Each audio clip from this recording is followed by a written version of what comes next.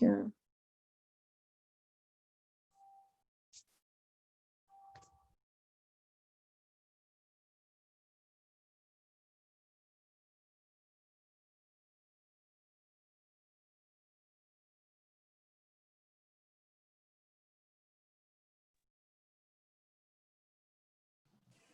En unos minutos comenzamos.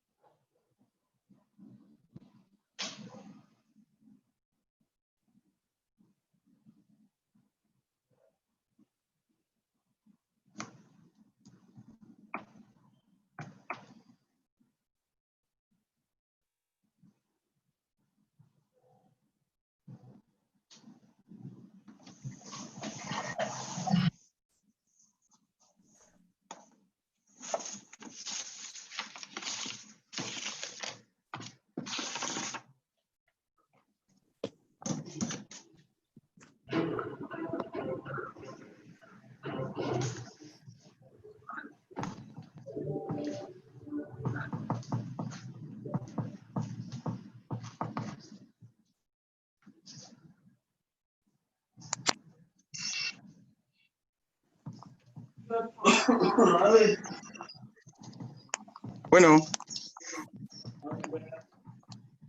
Ya se le escucha. ¿ya me escuchas, Martín? Sí, yo sí. ¿Tú me escuchas? Sí, también yo ya te escucho bien. Ok. Te voy a presentar desde aquí, es que en el otro se me fue el internet. Como tú quieras.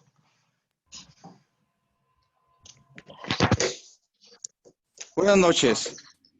¿Sí se escucha también, Sabor? Sí.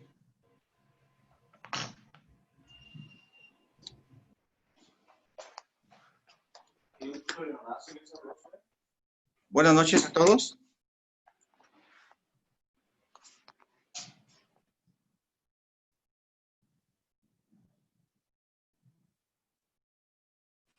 Buenas noches.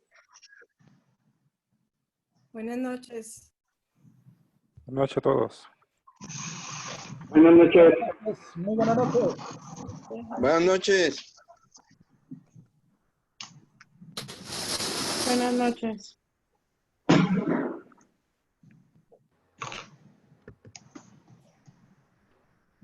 ¿Dónde salía Zoom?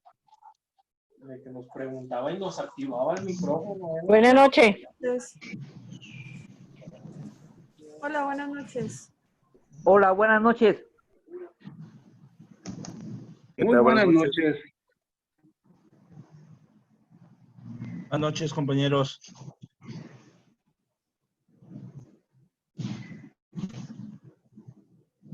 Buenas noches.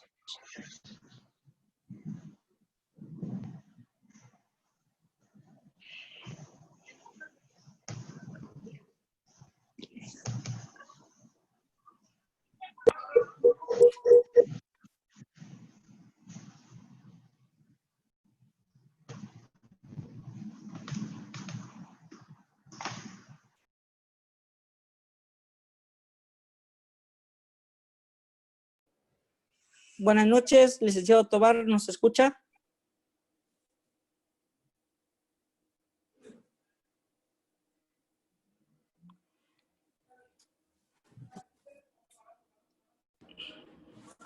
Licenciado Tobar, ¿nos escucha? Sí, ¿tú me escuchas? Sí. Ok, ya voy a hacer la presentación. Es que tengo problemas con el internet. Ok, ya está en vivo. Tú grabas allá, por favor, ¿sale? Martín, ¿tú me escuchas? ¿Martín? Eliseo Martín Jiménez, ¿me escuchas? Pues a lo mejor no, pero Alberto Romero sí te escucha. Bueno. Martín Jiménez. Sí, sí te escucho bien. Ok, ya voy a hacer la presentación. Una disculpa a todos, tengo problemillas con el internet. Voy a presentar a nuestro expositor el día de ahora, nuestro ponente. Es el licenciado doctor en Derecho Martín Jiménez Alatorre. Él es abogado egresado de la Universidad de Guadalajara. Tiene una maestría en Derecho Penal también en la Universidad de Guadalajara. Tiene un doctorado en Ciencias Políticas y también en la Universidad de Guadalajara. Ha escrito 2 libros en Argentina y aquí en México, los cuales están publicados. Es docente por la UDG, por la UVM. Es ponente certificado por la CETEC, que es la autoridad que reguló todo lo que fue la certificación del actual sistema penal acusatorio. Es conferencista en México y en Centroamérica, principalmente en Colombia, y es una persona con una capacidad muy extensa en lo que es la materia penal, y él el día de ahora nos hablará de lo que es la etapa intermedia. El grupo de consultas legales del Estado de Jalisco, a través de su presidente, que es su servidor Antonio Tobar Flores, su secretario Antonio Herrera Hernández y su tesorera, la licenciada Reina Juana Núñez Delgado, le doy la bienvenida a todos y le dejamos el micrófono a nuestro ponente para que nos exponga su tema, que como le repito, es la etapa intermedia. Adelante, Martín Jiménez Alatorre, el micrófono es para usted. Muchas gracias por la invitación. Veo caras conocidas. Agradezco a todos los que están presentes. Algunos ya me han escuchado en algún evento y espero tratar temas diferentes, algunos aspectos que no haya tratado o que hayan quedado un poco claros, ¿no? Espero ahora sea, al menos los que ya me han escuchado, espero se lleven algo de la charla del día de hoy, de la ponencia del día de hoy. Sabemos que el sistema penal acusatorio en México tenemos sus inicios constitucionalmente en el 2008, pero desde el 2006 ya algunos estados lo habían implementado en su legislación local y otros estaban ya implementándolo antes de que quedara en la Constitución. Cada uno de los estados iba regulando el sistema penal acusatorio de conformidad a la cultura jurídica que se tenía en cada región. Se creó el Código Nacional ya en el 14 y da uniformidad en cuanto a las reglas del proceso, los principios del proceso, las etapas del proceso y las diferentes instituciones jurídicas. Y si lo revisamos, esta uniformidad es nada más legal, ¿no? Porque si alguien va a litigar a Nayarit, se va a dar cuenta que la aplicación del mismo código es diferente. Si van a Sonora, si van al Distrito Federal, a Veracruz, a Oaxaca, al estado que vayan ustedes, se van a dar cuenta que el mismo Código Nacional lo aplican de diferentes maneras. Y dicen algunos abogados aquí, que aquí también los que aplican la norma, ministerios públicos, juzgadores, dicen, cada quien tiene su código. Y entonces es más complicado así como transmitir algunos elementos, pero voy a tratar de aterrizar lo que yo alcanzo a comprender acerca de esta etapa intermedia y lo que alcanzo a interpretar de lo que es el Código Nacional para aportarles algo. Ok, sabemos que son 3 etapas, cada etapa tiene una audiencia importante, la etapa de investigación, la etapa audiencia inicial, la etapa intermedia, la audiencia intermedia y la etapa de juicio, la audiencia de juicio. Y cada una tiene una función muy específica. En la etapa de investigación, las dos partes recaban los medios de prueba, integran su carpeta, o sea, la parte acusadora, Ministerio Público, víctima, asesor jurídico, ofendido, integran la carpeta apoyándose con policías, peritos. Del otro lado, la parte acusada también integra su propia carpeta, el acusado, el defensor, y pueden tener también investigadores privados, que poco se ha hecho, o al menos me he dado cuenta que hasta ahorita no he visto a alguien que tenga un investigador privado que le haya acercado a medios de prueba y llevados a juicio. Pero hay algunos que le piden a alguien que haga actos de investigación, pero todavía no se ha materializado en un juicio como lo podemos ver en Estados Unidos, ¿no? Donde la defensa contrata investigadores privados, que muchos de ellos anteriormente fueron policías investigadores o policías ministeriales que tienen mucha experiencia, hacen sus oficinas y se dedican a hacer actos de investigación, ya sea para la víctima o para la defensa. Y entonces cada quien integra su carpeta. Y esa es la etapa de investigación. Y la etapa intermedia es, vamos a depurar tres elementos importantes. Esos medios de prueba que se recabaron, vamos a depurar los hechos y vamos a depurar el proceso o el derecho. Es el concepto que se le maneja. Ok, para prepararnos y llegar de la mejor manera a la audiencia de juicio oral. Y tenemos pues que la audiencia de juicio oral o la etapa de juicio es donde las dos partes llevan los medios de prueba que fueron admitidos, los desahogan en presencia del tribunal, el tribunal presencia las declaraciones de testigos, peritos, para introducir dictámenes periciales, fotografías, videos, objetos materiales o para señalar lo que percibieron en el lugar de los hechos o del hallazgo o de la preparación. Ok. Lo que nos importa ahorita entonces es la etapa intermedia. Y esa etapa intermedia está dividida en dos fases. Una fase escrita y una fase oral. En la fase escrita vamos a iniciar con la acusación del agente del Ministerio Público una vez que ya se cerró el periodo de investigación complementaria y que el Ministerio Público decide acusar en razón de que considera que en la carpeta tiene los medios de prueba que le aportan los datos de prueba suficientes para acreditar el hecho delictivo, la tipificación, la participación de alguien y el daño causado. Si el agente del Ministerio Público tiene a su buen ver, saber y entender, tiene para él, del análisis de los medios de prueba que tiene, los datos suficientes, entonces sí va a acusar. Si no, puede ordenar que se archive con reserva o sobreseer el asunto si descubre o investiga que los hechos no fueron delictivos, de que el sujeto que estaba investigando no participó, en el supuesto de que sí hayan sido delictivos. Pero tenemos entonces que tiene que formular la acusación. ¿Qué tiene que hacer con la acusación? Que esta es la parte muy importante.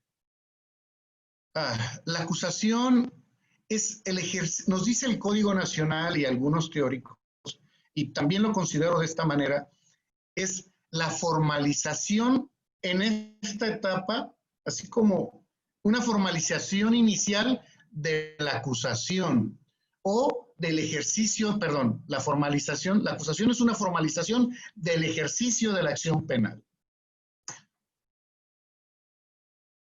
Ok, esta formalización del ejercicio de la acción penal que se presenta con la acusación tiene que tener varios elementos importantes. Y aquí tendremos que tener en consideración que el Código Nacional establece principios, una gran cantidad de principios que están en la Constitución, que son los principios rectores, que pudiéramos decir principios constitucionales, pero son principios rectores, y también principios procesales, que también son principios que están en la Constitución y algunos están en el Código Nacional o en tratados internacionales. Estos principios son o los podemos definir o los podemos aterrizar como reglas del procedimiento. Y entonces, estas reglas del procedimiento nos van a llevar que la gente del Ministerio Público, la policía, la víctima, tienen que cumplir con la legalidad o con lo que le hemos llamado el debido proceso, y no tiene que violentar los derechos humanos ni violentar el debido proceso o las reglas que nos establece el Código Nacional en esta etapa de investigación. Pero también es muy importante que la gente del Ministerio Público en la acusación cumpla con las reglas o con los principios que nos establece el mismo Código Nacional, la Constitución y tratados. Y esto es que, como es un ser o una institución compuesta por profesionales de buena fe, leales, objetivos, entonces tiene que ser una acusación en ese sentido. Tiene que tener lealtad, tiene que tener objetividad y tiene que tener muy claro lo que está haciendo la gente del Ministerio Público. Y pudiéramos plantear que tiene que revestirse el agente del Ministerio Público de una honestidad completa que permita y que a él le permita con esa honestidad llegar a un juicio. Porque podemos ver que habrá acusaciones que no tienen esta honestidad de la gente del Ministerio Público, o son desleales o no son objetivos, porque nada más de los medios de prueba que tienen, deciden llevar a algunos y esconden o no llevan a juicio los que le pueden beneficiar a la parte acusada. Y ahí es un problema muy serio que tendremos que hacerlo ver los defensores, o lo tendrán que hacer ver los defensores o el imputado. ¿Qué nos lleva entonces estos principios rectores y procesales a que tienen que seguir las reglas? Y una de las reglas es el principio de objetividad, que tiene que ir para los dos lados, que tiene que recibir los medios de los dos lados. Y aquí el agente del Ministerio Público en México, a diferencia del Centro y Sudamérica, juega dos roles importantes. Uno es el de ser investigador y el otro es el ser el regulador del proceso. En América del Centro y en América del Sur hay dos figuras jurídicas, un fiscal y un agente del Ministerio Público. El fiscal investiga el delito y acusa y lleva todo el proceso. Y el agente del Ministerio Público vigila la legalidad del defensor, del Ministerio Público, de la policía, y también vigila la legalidad del juez o de los tribunales. Entonces, la función del agente del Ministerio Público en América del Centro y del Sur es muy amplia. Y aquí nuestro fiscal o nuestro agente del Ministerio Público tiene los dos roles. Y entonces tiene que ser más transparente, más leal, más objetivo, más honesto. Y entonces ustedes se habrán dado cuenta cómo funcionan, o ya tendrán algunas experiencias, los que ya están litigando o están iniciando, de cómo está funcionando el agente del Ministerio Público, cuando menos aquí en Jalisco. Porque en otros estados es diferente el funcionamiento de conformidad a la cultura de legalidad, a la cultura jurídica, a la cultura en general de la sociedad y a la cultura de las instituciones y principalmente de la Fiscalía. Aquí hay una cultura muy especial, muy autoritaria, les ordenan y tienen que acatar. Ok. Preparando esta parte, entonces, si revisamos que el agente del Ministerio Público tiene que vigilar la legalidad y la licitud de todo lo que hace, en la acusación tendrá que vigilarlo y tendrá que seguir las reglas que establece el mismo Código Nacional, establece la Constitución, establece los tratados internacionales. Y nuestro Código Nacional, en el artículo que establece sobre la acusación, que es el 335, nos establece cuál es el contenido, y aquí es como muy importante que se los plantee. Uno, nos dice: el agente del Ministerio Público deberá contener en forma clara y precisa La acusación del Ministerio Público tiene que ser clara y precisa. No tiene que ser ambigua ni poco clara. ¿Por qué? Porque se supone que el agente del Ministerio Público es transparente, es objetivo, es leal. Y lo mismo tendrá que hacer la defensa. ¿Para qué? Para que los dos conozcan las cartas y el juego de cada uno. Y ya en el juicio conozcan cómo van uno a justificar su teoría del caso y el otro a debatirle al otro. Y justificar su propia teoría si el defensor se convierte en un defensor activo, con una defensa activa, entonces, y presenta hechos para poderlos acreditar, o sea, también construye una teoría del caso, asume en cierta manera la carga de la prueba, de la defensa, pero sin tener tanta fuerza como la carga de la prueba que tiene obligación el agente del Ministerio Público. Resulta importante esa parte que se toma en consideración. Tiene que ser clara y tiene que ser precisa por la transparencia, por la legalidad, por la honestidad. Y tendremos que verlo en la acusación, en todos los elementos. Primer elemento de la acusación, tienes que individualizar al acusado y a su defensor, para que no vayas a juzgar a otro diferente, para que sea el que cometió el hecho delictivo, aunque se haya cambiado de nombre, porque puede utilizar 2 o 3 nombres, pero lo identificas, no sé, por huellas, por los ojos, por el ADN, por tatuajes. Ok, tenemos que individualizarlos. Tienes que identificar a la víctima, al ofendido y al asesor jurídico para saber quiénes son. O sea, tienes que ir dejando claro todo. Nos dice la fracción tercera, tienes que establecer una relación clara y precisa, circunstanciada y específica de los hechos atribuidos en modo, tiempo y lugar. O sea, es una relación clara y precisa y circunstanciada de los hechos y su clasificación jurídica. ¿Esto qué es? Y esto es muy importante, que los hechos claros y precisos y esa clasificación jurídica nos lleva a la tipificación, pero nos lleva también a lo que es la hipótesis que está planteando el agente del Ministerio Público, que va a demostrar. Y además, en esa relación clara y precisa y circunstanciada de los hechos, tiene que establecer los elementos del tipo penal. Tiene que acreditar los elementos del delito, la conducta, el tipo, la antijuricidad, la culpabilidad. Tiene que ver si es dolo, si hay culpa. Y tiene que ver en qué normas se clasifican, con agravantes, atenuantes. Entonces tiene que ser muy claro y tiene que ser muy preciso. No se puede ser vago. Y hay otro elemento importante. No se puede variar los hechos que se presentaron desde la imputación, en la vinculación, en la resolución de que se vincula dictada por el tribunal. El Ministerio Público no los puede variar en la acusación, porque ya no habría congruencia, y si no hay congruencia, da motivo a que se realice una sentencia absolutoria. Es importante esa parte de los hechos. Yo sostengo, en lo personal hay algunos que no, pero bueno, les voy a plantear lo que yo planteo, lo que yo sostengo, es que los hechos que presenta el agente del Ministerio Público para el control de la detención, esos, para mi juicio, tienen que ser los mismos que se tienen que presentar en la acusación. ¿Por qué? Porque el juez va a someter a juicio a la persona en razón de los hechos por los cuales se está calificando de legal.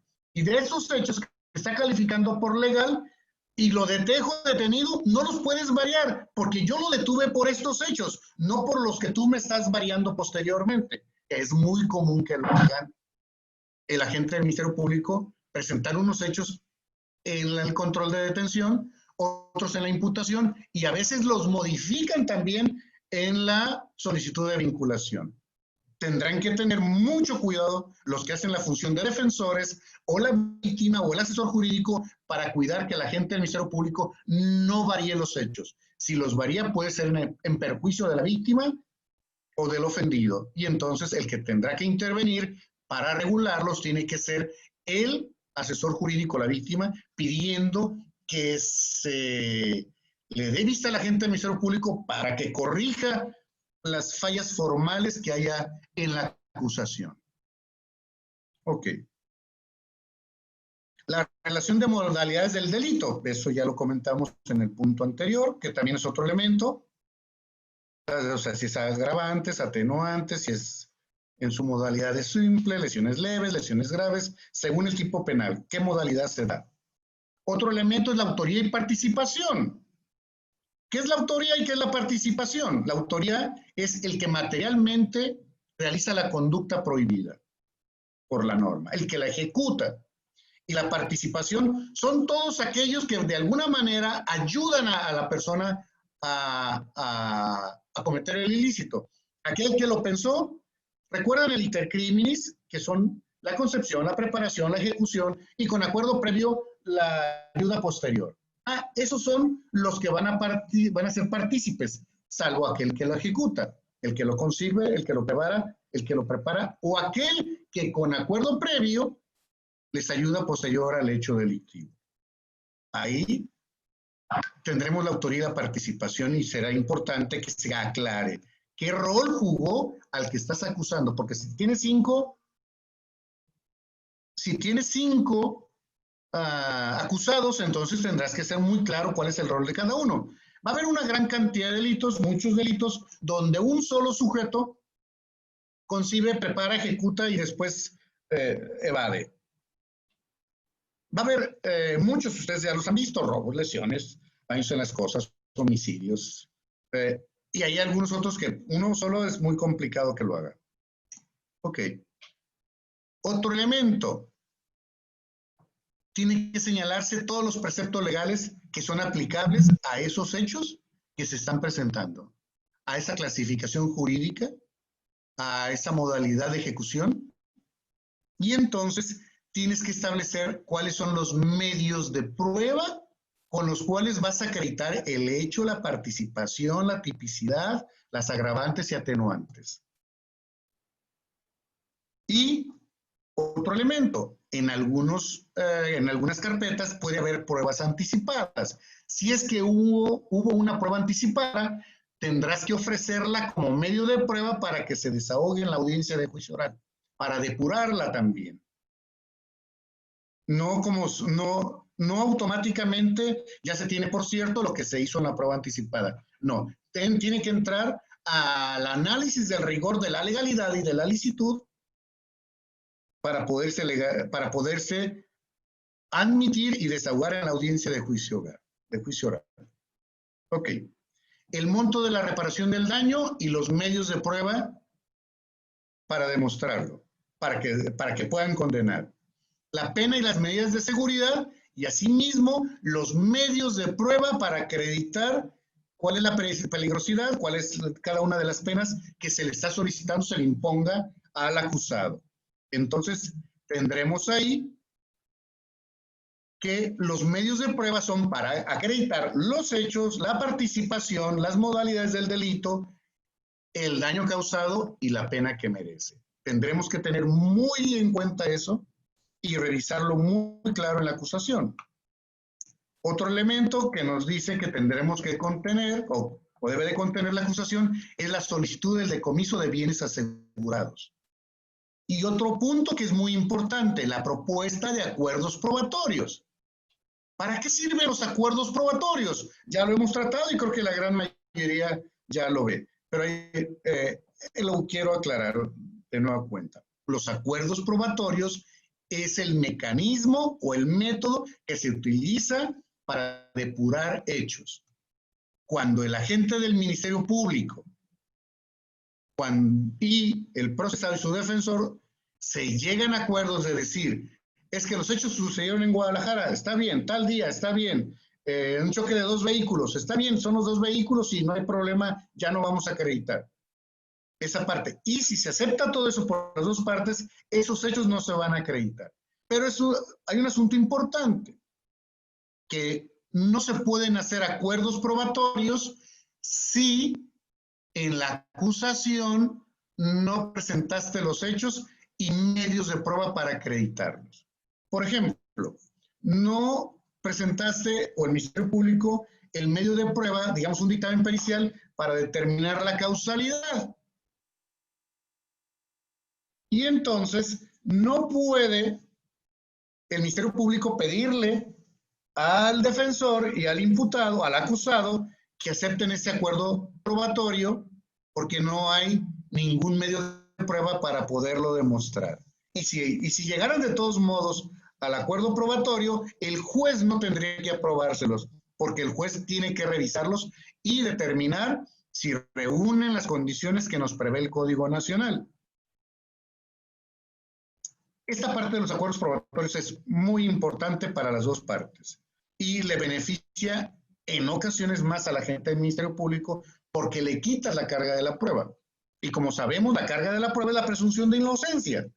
Es presunto inocente hasta que no te demuestre el Ministerio Público lo contrario o el que te acusa. Entonces, si hay acuerdos probatorios, le disminuyes la carga de la prueba al Ministerio Público y le quitas la presunción de inocencia y estás aceptando esa parte de los hechos y estaríamos ya viendo la presunción de culpabilidad por lo que sí está acordando el acusado y su defensor. Eso hay que tener ambas partes, la que acusa y la que defiende, muy claro en su estrategia de litigación, en la construcción de su teoría del caso, tienen que tener muy claro este punto de los acuerdos probatorios. Y también puede establecerse o debe establecerse la solicitud o petición del representante social que el proceso se vaya a una salida alterna o a una anticipada con un procedimiento abreviado, pero tendrá que proponerlo el agente del Ministerio Público en la acusación. Y hay un párrafo al final, el último párrafo de aquí, que es muy interesante, muy interesante. Dice, si el Ministerio Público o en su caso la víctima u ofendido ofrecieran como medios de prueba la declaración de testigos o peritos, deberán de presentar una lista identificándolos con nombres, apellidos, domicilio y modos de localizarlos, señalando además los puntos sobre los que versarán los interrogatorios. Y este es un asunto muy importante, porque muchas veces el representante social solamente dice, lo ofrezco para acreditar hechos anteriores, coetáneos y posteriores. Y ahí no te está precisando los puntos de hechos, lo está dejando muy ambiguo, no es claro y no es preciso. Y entonces, si no está así, con este último párrafo, el tirlas, ya sea petición del agente del defensor o de manera oficiosa, porque violenta el debido proceso. Además, el artículo 402 señala que aquellos medios de prueba desahogados violentando las reglas del proceso no tiene obligación el juez o no los debe de valorar para dictar sentencia. Y si no cumplieron esa formalidad, que es muy importante, que es una regla del procedimiento, que es un protocolo para el desahogo, si no lo cumplieron, entonces el juez en sentencia no deberá de valorarlos. Pero bueno, está en debate, está en discusión y tendrá que hacerse valer y irse hasta las últimas instancias para que te lo respeten este principio porque no lo están respetando. Algunos jueces, muchos sí, pero algunos no lo están respetando. Ya sea porque les da miedo, ya sea porque desconocen o tienen otra visión del derecho. Pero hay algunos que sí lo están aplicando y otros que dicen, es que dejaría a la gente del Ministerio Público sin medios de prueba. Y entonces, ¿qué pasaría con el detenido? ¿Qué pasaría con la acusación? ¿Qué pasaría con los medios de comunicación que me van a satanizar y me van a crucificar? Tenemos que renovar todo. Tenemos que renovar a los medios de comunicación, a la sociedad. Tienen que entender que todos son profesionales y que cada quien tiene que cumplir con la parte importante que le corresponde. Si no lo cumple así, es un problema para toda la sociedad porque no va a haber justicia.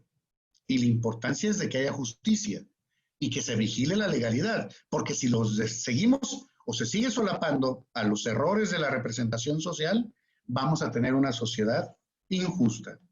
Porque el Ministerio Público te puede construir falsamente un hecho y te puede construir una persona y la va a meter a la cárcel toda la vida, con testigos falsos, con pruebas falsas.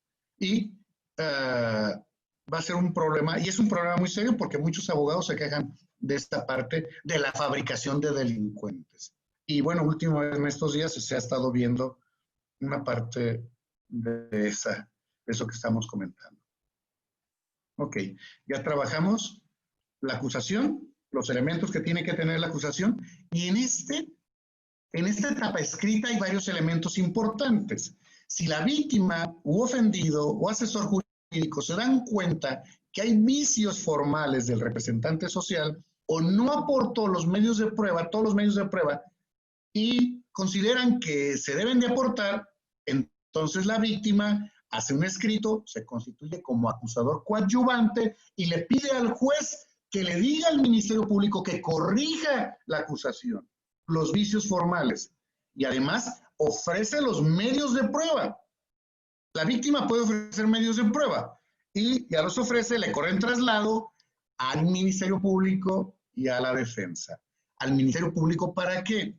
Que es muy importante, otro elemento que es el descubrimiento probatorio. Cuando el representante social formula la acusación, establece los medios de prueba que va o que pretende llevar a juicio. Esos medios de prueba los tiene en la carpeta. Podemos, por ejemplo, puede tener 100 medios de prueba y el representante social dice, nomás voy a utilizar 20. Los 80 son sobreabundantes, son dilatorios, con esos 20 puedo hacerla. Y comete errores. No señala los puntos de hechos que pretende demostrar con el testimonio o con el dictamen pericial, o con el perito. Y entonces, ahí está la víctima, corrígeme eso, precisa bien todo eso, y el otro es, ofrezco yo otros de esos 20, yo creo que hay otros 30 que sí sirven y se abonan y no son sobreabundantes, no son ilícitos ni ilegales, o sea, sí entran en la posibilidad de ser admitidos. Pues ya los ofrece y el juez se lo pasa al Ministerio Público, ¿para qué? Para que haga el descubrimiento probatorio. Y el descubrimiento probatorio es toda la carpeta, todos los objetos, todos los lugares, todos los espacios, todos los hechos, o sea, todo le tiene que decir al defensor, aquí está a tu disposición, tienes 3 días. Pero te digo que yo acusé nada más con estos 20, son los que voy a llevar a juicio. Pero también te descubro que la víctima quiere llevar a juicio estos otros 30. Entonces, de los 100 que están en la carpeta, solamente vamos a utilizar 50. ¿Y esto para qué es? Decía, para que el defensor en esos 3 días le recorre traslado, con todo le pone a su disposición, las cajas, los lugares, ven que aquí está el IJAS, aquí está el vehículo, vente, aquí están las armas, aquí está la droga, aquí está el cuerpo, el cadáver está en este espacio, la necropsia, los dictámenes, o sea, todo lo que está en la carpeta y todo lo que está ahí te lo pongo a tu disposición. Y te digo que con esto acusé. Ese es el descubrimiento probatorio. Y el defensor tendrá que hacer lo propio cuando es una defensa activa, que va a llevar testimonios, que va a llevar dictámenes, tendrá que darle copia de todo lo que hizo, nada más de lo que va a llevar a juicio, entregárselos al representante social. Y ahí este punto es muy importante. ¿Por qué es muy importante? Porque si no hay descubrimiento probatorio, se puede ordenar reposición del procedimiento. Ok. O si está mal hecho, podemos depurar, si somos defensores, podemos depurar de prueba en la audiencia de juicio o en esa misma audiencia intermedia, si nos ocultaron información. Y entonces, si representamos a la víctima, por eso les decía la acusación coadyuvante, si representamos a la víctima, tendremos que vigilar que el Ministerio Público y la policía cumplan con las formalidades, porque al final de cuentas, una sentencia absolutoria a mí como víctima me afecta. Y dirán muchos, es que el juez lo soltó. No, es que hay una mala acusación. Y si yo como víctima no hice nada, que tengo el derecho de hacer algo y no hice nada, entonces estoy permitiendo que se dé esa violación.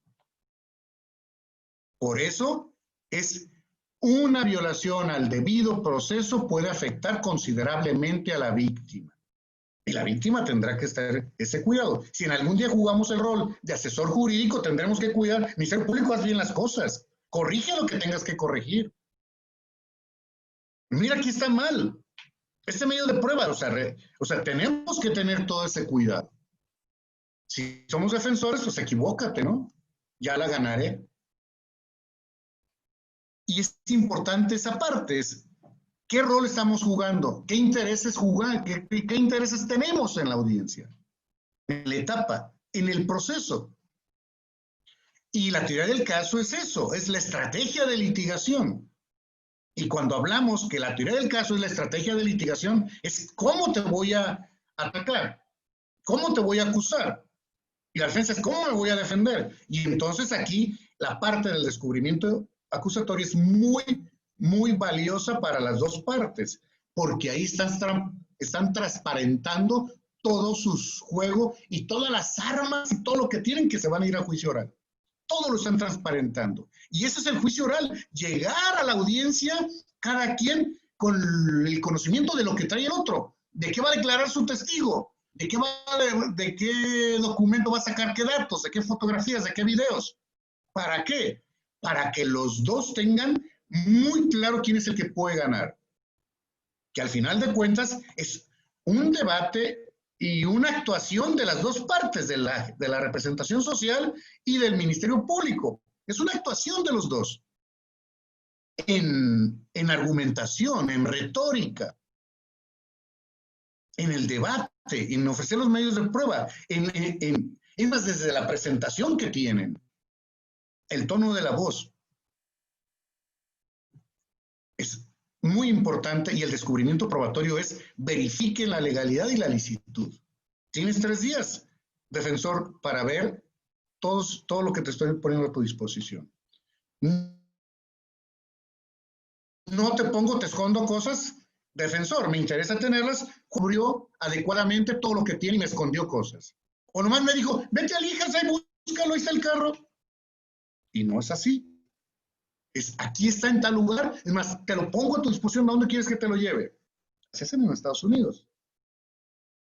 Y en otros países. Aquí no, aquí seguimos siendo autoritarios. Aquí seguimos con el espíritu. Yo soy el Ministerio Público y soy el poderoso, el de la fuerza, pero por esa postura autoritaria. Y que los jueces también lo permiten. Que los jueces dicen, ah, sí. Y entonces que tenemos que transformar la cultura jurídica. Tenemos que quitar ese autoritarismo y tendremos que hacer una sociedad más democrática, más justa, más equitativa. Pero nos va a llevar tiempo. ¿Por qué? Porque hemos vivido todo el tiempo de esa manera. Y muchos lo toleramos. Y porque son nuestros amigos. Es que es mi amigo, ¿cómo voy a hacer algo en contra de él? Es que, ay, fue mi compañero de trabajo. No, mejor toleramos. Y sigue funcionando el sistema inadecuadamente. Ok. Tenemos la acusación coadyuvante, donde la víctima ofendido, asesor jurídico, le pide al juez que le diga al Ministerio Público que corrija, donde ofrece medios de prueba, se los admite, se los da al Ministerio Público para que los descubra, y entonces tenemos ahí el otro que es el descubrimiento probatorio. Y tenemos también entonces la contestación de la acusación por parte de la defensa. La defensa puede decir, hay estos vicios formales, corrígelos, Ministerio Público. O hay estos vicios formales, ¿sabes qué? No los corrijas, nada más, señor juez, te quiero dejar muy claro que tienes en la carpeta todos estos vicios formales. Ya no los puede corregir. En la audiencia oral ya no los puede corregir. ¿Por qué? Porque ya los presentó. Ya le precluyó el derecho. Si la víctima no lo hizo, que son los 2 momentos, el representante social en la audiencia oral de la etapa intermedia no puede corregir nada.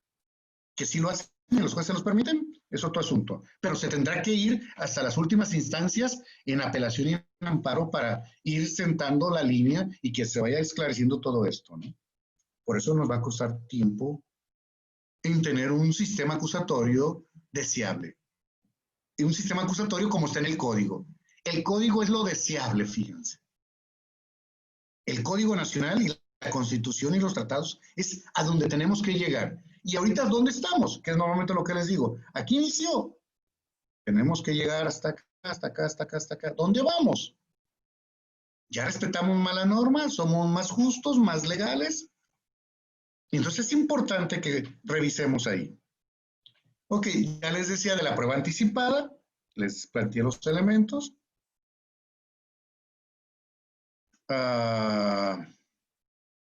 Descubrimiento probatorio, acuerdos probatorios, acusación coadyuvante y contestación de la acusación de la defensa. Contesta la acusación, señala vicios formales y ofrece medios de prueba si lo considera ahí, si no, hasta la audiencia oral. O al menos así nos deja ver el Código Nacional. Aunque el ofrecimiento de los medios de prueba se puede percibir un poco ambiguo, que te diga que los puedes ofrecer hasta la audiencia intermedia. Ok, tendríamos aquí, es que esta es la fase escrita. Había quedado con el licenciado Antonio que si querían en esta primera fase escrita abriéramos un espacio de unos 5 o 10 minutos para preguntas y respuestas, para que no llevarnos todo hasta el último.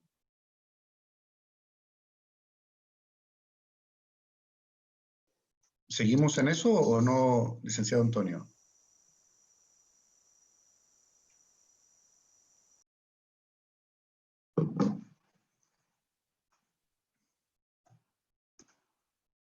Buenas noches. Buenas noches, maestro Martín. Buenas noches. ¿Cómo está? Bien, bien, a la orden, mi amigo. Qué bueno, qué bueno. Gusto saludarle, felicitarlo por su exposición. Hasta la parte que vamos ahorita, solo sí quisiera compartir un punto de vista en el cual no coincido en cierta forma con usted, que me gustaría externarlo. Hace unos momentos usted comentaba que los acuerdos probatorios que celebraba la defensa con el agente del Ministerio Público, pues le quitaba o le disminuía la carga de la prueba al agente del Ministerio Público. En ese sentido, su servidor difiere un poco, toda vez que puede haber situaciones o casos en los cuales se tenga que llegar a algunos acuerdos probatorios y no estar debatiendo sobre algunas cuestiones o algunos hechos que no tengan que ver nada con la responsabilidad. Se me ocurre, y le digo, es un acuerdo probatorio que sus servidores llegué con el agente del Ministerio Público en el caso de un homicidio, donde prácticamente llegamos al acuerdo probatorio. ¿Existía un muerto? Sí, perfectamente ahí estaba el muerto, dimos por cierto que había un muerto, pero nosotros atacamos la cuestión de la responsabilidad. Entonces ahí sí difiero un poquito, pues yo considero que el hecho de que yo celebre acuerdos probatorios con el agente del Ministerio Público, pues no le disminuyo ni le quito carga de la prueba al agente del Ministerio Público si mi estrategia de defensa es atacar lo que es la responsabilidad, la cuestión de la responsabilidad. Pues nada más esa situación, maestro.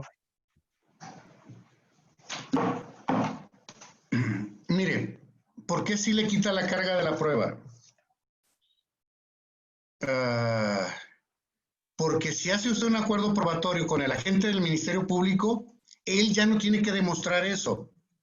Y puede darse el caso que su testigo no vaya, que haya ofrecido mal el documento, que el testigo si va se equivoque mucho, o usted en el debate, ya en la audiencia de juicio, se lo tumba.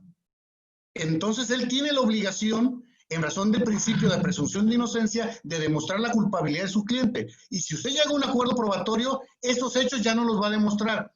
Y pudiera ser el caso que el representante social no pudiera hacerlo. Y sí le quita la carga de la prueba, porque si dice, te doy por cierto que era un vehículo así tal día y pasó esto y si hay un muerto y es todo esto, ya yo como Ministerio Público ya no tengo que hacer nada. Pues usted ya me lo aceptó. Entonces ya me quito esa carga de la prueba. Me la disminuyó. Yo ya no tengo que hacer nada, usted ya lo aceptó, está bien. Ya, el juez dice, sí, está cierto. Y en la audiencia de juicio oral, el juez al inicio dice, hubo todos esos acuerdos probatorios, ¿es cierto? Sí. Y entonces depuramos estos medios de prueba. Este testimonial que iba encaminado a demostrar ese hecho. Este documento que iba encaminado a demostrar ese hecho. este dictamen pericial que iba encaminado a demostrar ese hecho. Ya no se van a deshogar porque ya se dieron por ciertos por el defensor. ¿Sí? Sí, sigo manteniendo mi postura toda vez que le digo, Muy bien. se me ocurre la cuestión de la existencia de un arma y mi estrategia de defensa no se va a centrar en la existencia de un arma, sino en que mi cliente estaba en un lugar diverso, por poner un ejemplo. Entonces, considero que sería ocioso entrar al tema del juicio oral ya con el debate de una existencia o una inexistencia, en el caso, pues, ya sea de algún cuerpo, de la existencia de algún arma, pero está bien, sí, respeto su postura. Su servidor, le digo, hemos utilizado esa estrategia, al menos en los procedimientos que llevamos hasta este momento, nos ha funcionado y no nos centramos a lo mejor en la cuestión de debates sobre la existencia de algún cuerpo, de un fallecido o en este caso de algún arma, pero sí, respeto su punto de vista. Muchísimas gracias, maestro. No, a la orden, me parece interesante lo que usted plantea, y es la teoría del caso, cada quien tiene su estrategia, ¿no? Si a usted le ha funcionado, sí, pues está bien. Lo que les comento algo, una vez en Cuernavaca me señalaron en un homicidio, no hubo acuerdos probatorios de acreditar la causa de la muerte o el que hay un cadáver, y el ministerio, la Fiscalía de Cuernavaca de Morelos había corrido a varios peritos por el cambio de procurador, y entre ellos era el perito que había dictaminado la causa de la muerte. Y entonces se dio no lo llevan, entonces no acredita el Ministerio Público la causa de la muerte y absuelven. O sea, es esa parte, o sea, si tú no me acreditas el Ministerio Público, me tienen que absolver. Ahora, usted cuando presenta una defensa activa y presenta hechos diferentes, asume en cierta medida la carga de la prueba, porque usted tiene que demostrar lo que usted está presentando.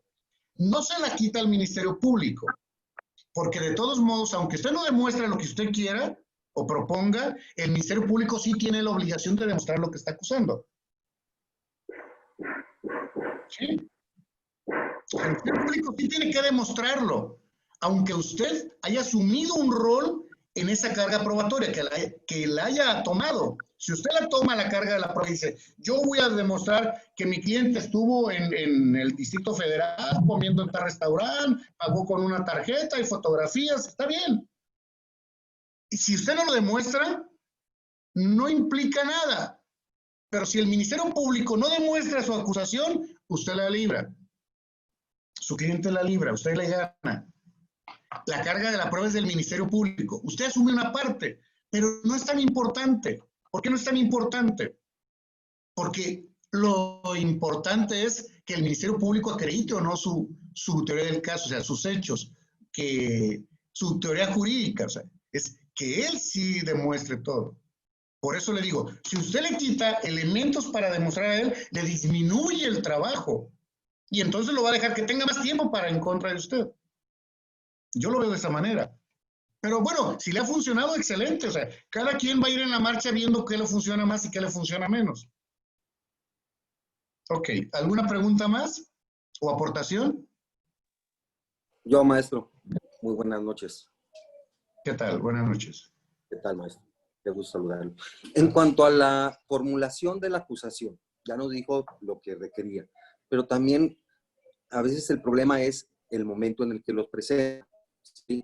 El Código Nacional de Procedimientos Penales, desde la vinculación a proceso, el juez fija un plazo de cierre de investigación. Por ejemplo, si la vinculación a proceso es el 10 de mayo y el plazo de cierre de investigación es el 10 de octubre. ¿Sí? Por lo tanto, el cierre de investigación sería el 10 de octubre. Y a partir de ese momento, el Ministerio Público tendría 15 días, ya sea para presentar, formular acusación o solicitar el sobreseimiento. El detalle es que el Código de Procedimientos también es un poco ambiguo porque también te señala en el artículo 322 y el 323 del cierre de investigación que hace el Ministerio Público, cuando, según mi criterio, el cierre es la fecha que se señala en la vinculación a proceso.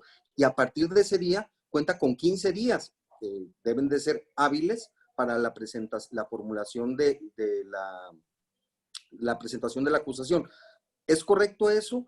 Porque otros jueces transcurre el cierre de investigación y 15 días después hacen un acuerdo en donde dice que a partir de la notificación el Ministerio Público tiene 15 días para presentar para formular acusación o sobreseer. Y ese acuerdo a veces lo notifican un mes después, entonces le están dando 2 meses después del cierre de investigación para formular imputación al Ministerio Público. No sé cómo ve usted, maestro, y saludos. A ver, lo que he aprendido en el camino y lo que he visto en el código te dice, tú tienes, o el juez lo determina en la audiencia del cierre de investigación.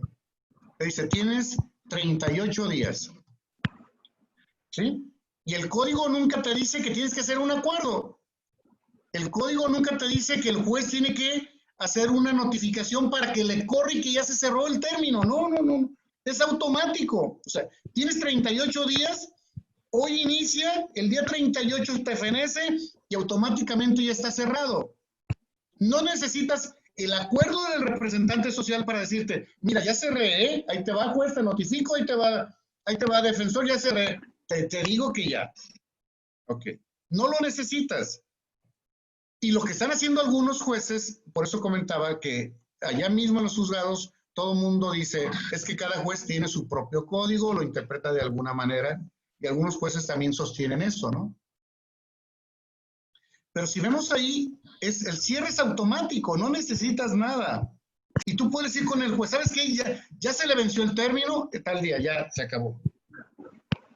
Y él no puede presentarte un testimonio que tú haya tomado después, no te puede presentar un documento que haya conseguido después, porque él tenía un término especial.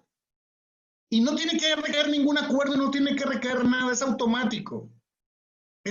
El código te señala tantos días y no te dice que tienes que especificar el día, perdón, que tienes que especificarlo en un acuerdo que ya se cerró. No, es automático. Y para mí es un abuso por parte de los jueces que hagan eso, se exceden en sus funciones, violentan el derecho humano al debido proceso, a la justicia pronta y expedita. Pero, ¿qué hacemos? Bueno, ¿qué hace el abogado ahí? ¿Qué ha hecho el abogado? Nada. ¿No? Pues seguimos tolerándolo, lo aguantamos. Y tenemos el recurso de queja. O sea, y el recurso de queja es cuando el juez no acata los términos. No lo acatas, ahí te va la queja. Ahí te va, magistrado, te presento una queja en contra del juez, o juez te la presento en tu contra, mándala al tribunal para que la revisen.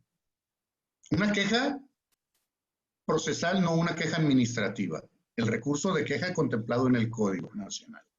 Yo presenté una solicitud de sobreseimiento y como ahorita están trabajando, ahora sí que como en el sistema tradicional, acordando, estoy esperando que me resuelvan porque no quisieron señalar audiencia por lo del COVID.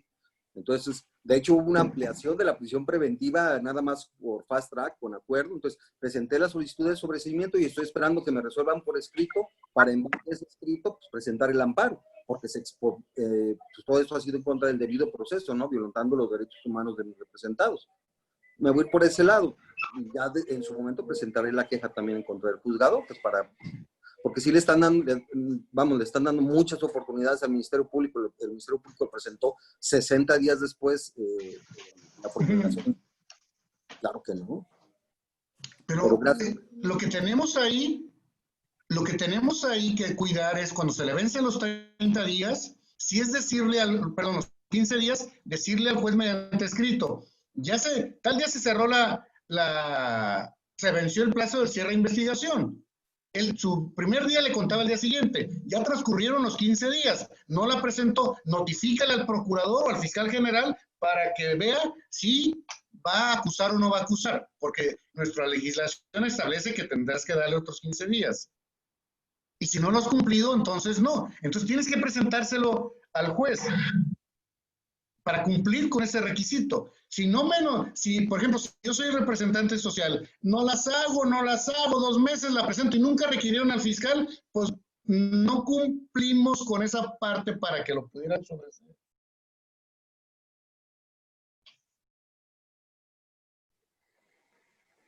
¿Sí? Pero bueno, es parte de lo que tendremos que estar aprendiendo. Sí, a la orden. Lucy. ¿Cómo está, licenciado Martín? Da mucho gusto verte. Bien, gusto saludarla. Oye, aquí en relación, a mí me pasaron un asunto, pero ya se había presentado lo del que es la acusación por parte del Ministerio Público. Mas, sin embargo, yo estoy en mi postura. La defensa, podemos ofrecer medios de prueba en audiencia, en forma oral, o agregar todas las pruebas que tengamos pendientes para ofrecerlas conforme a la acusación del Ministerio Público, porque si al anterior abogado se le pasó, no tomó atención ni nada, y en ese momento viene la transición del cambio de abogados, en este caso, nosotros, si en este caso yo tomo la defensa, yo puedo ofrecer los medios de prueba que sean necesarios en forma verbal, en audiencia. ¿Estoy en lo cierto?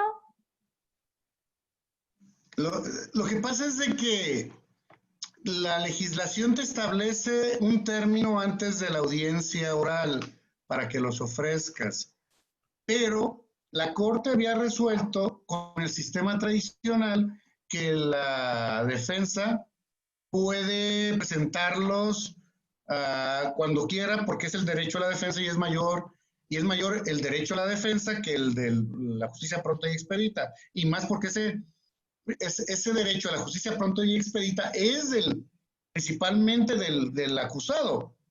Y entonces él dice, ¿sabes qué? Quiero más tiempo. O lo que se tiene que hacer es, dame más tiempo porque acabo de tomar la defensa. Amplíame mi término de investigación porque yo lo necesito más. Y tendrán que hacerlo, porque es un derecho. Muy bien. Pues muchas gracias. Okay. A la orden, Lucy. Espero que sirva. Claro. ¿Alguien más? ¿Algún comentario? ¿Alguna pregunta? Ok, entonces nos pasamos a la segunda fase de la audiencia intermedia, que es la fase oral. Y ya con esta parte de la fase oral, tendríamos lo siguiente. El juez abre la audiencia y como sabemos, normalmente los jueces tienen, las audiencias tienen 3 momentos importantes. 1, cuando el encargado de sala nos avisa qué tipo de audiencia se va a desahogar, que nos comportemos, que no nos comuniquemos, nos establece las reglas del procedimiento o del comportamiento interno de la sala.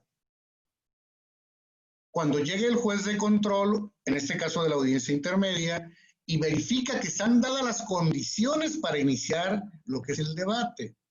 Está presente el MP, tiene sus medios de prueba, tiene todo lo que necesita, está la víctima, está el asesor jurídico, o sea, el juez verifica que estén las partes y que tengan todo lo que necesitan para la audiencia. Después verifica con el defensor, con el imputado, acusado, y checa que estén dadas las condiciones. Segunda parte de la audiencia, y la tercera parte de la audiencia es cuando inicia el debate. Ok, todas las audiencias, si las vemos, son así. En algunos lugares, por la cuestión de los tiempos y todo, el juez sale directamente. Vamos a ver esta audiencia, el rol que hace el encargado de sala, en muchos lados lo hace el juez, y sin mayor problema, ¿no? Sin mayor protocolo, el juez sale, vamos a ver la audiencia intermedia, señalada para el de hoy, en la carpeta administrativa, o en la carpeta procesal, o en la carpeta judicial, según como le llamen, expediente judicial, según el estado que estemos tratando, ¿no? Y ya el juez, vamos a iniciar con esta audiencia, les pido que se comporten, no se comuniquen, no quiero aplicar medios de apremio, ni correcciones disciplinarias. Ya. El juez en ocasiones dice, señores, compórtense, estas son las reglas del juego. Y ya pasa la segunda, a ver las partes, quiénes están, pero el juez directamente, y ya la tercera que decía es el debate. Ya, uno pide, el otro debate, el juez resuelve. Uno pide, el otro debate y el juez resuelve. Y tendremos entonces que la audiencia intermedia nos dicen que era para las 3 cosas importantes que habíamos visto. La etapa es depurar los hechos, depurar el derecho o el proceso y depurar los medios de prueba. En la acusación ya vienen algunos elementos que van a servir para estos tres fines de la etapa intermedia que van a ser en la audiencia. Ok, ¿con qué iniciamos ya la fase del debate? Con un resumen de la acusación. Y entonces tenemos que el Ministerio Público tiene que presentar un resumen de la acusación. Esto es que la acusación escrita la tiene que presentar de manera oral. ¿Por qué? Porque estamos en un sistema acusatorio, oral. No es escrito. Aunque tenemos una gran parte de escritura, es lo que vale y se debe de tomar en cuenta es lo que se vierte oralmente. Si el Ministerio Público se equivoca en el resumen de oralidad, se tendrá como una modificación a la acusación. Si omite decir un medio de prueba, se tendrá que no lo está ofreciendo. Si cambia la versión de los hechos, está modificando los hechos. Entonces el representante social tiene o juega un papel muy importante y tiene mucha responsabilidad en este resumen de la acusación. Tendrá que tener mucho cuidado. Y los defensores tendrán que tener mucho cuidado en estar revisando y comparando lo que está planteando en manera oral en lo que presentó por escrito para poder debatirlo.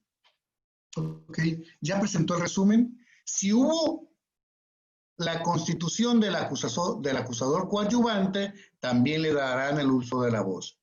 Si es que si hay acusación coadyuvante y el coadyuvante no va, ni el asesor jurídico, debiendo estar o que estuvieron debidamente notificados, se tendrá por no presentada la acusación coadyuvante y entonces se tendrá por no hecha las modificaciones que le haya pedido al Ministerio Público si es que hubo errores formales. Y entonces nos tendremos que llevar o se tendrán que llevar a juicio oral la acusación originaria y si hay errores formales, entonces es un asunto de importancia para la defensa hacerlos valer. Y es un asunto de importancia para la víctima que debió haber ido para hacer valer todo lo que había corregido, porque si no va y lo corrige, ya no pueden hacerlo.